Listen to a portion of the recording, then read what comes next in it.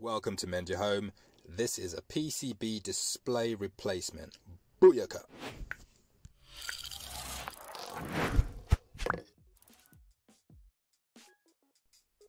Right, so today on this Vaillant, they are non-responsive buttons on the PCB display board. You know, I pushed the buttons a few times, I couldn't get into service mode. It was just a bit of an issue, so decided to change it. Not because there was a problem with the actual display, but because the buttons were non-responsive.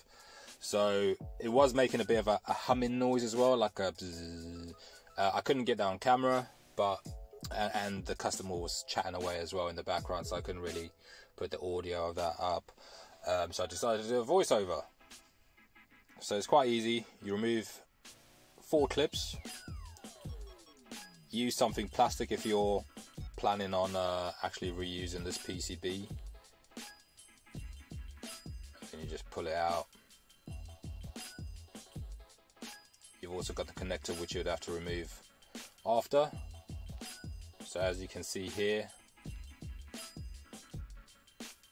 remove that, and that's it out. So it's as easy as that. Remove the case, pull down the flap for the PCB, and then just do it all in reverse pretty much. It's got a little screen protector there that you got to take off. Just give it a once over. Put the connector back on.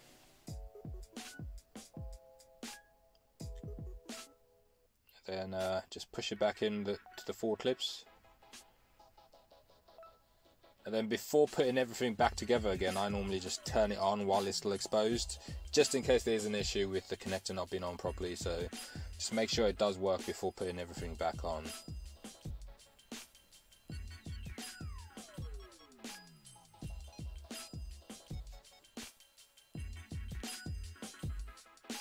So now we know the display works, but we still have to, test the buttons. So I did that as I was doing my combustion analysis.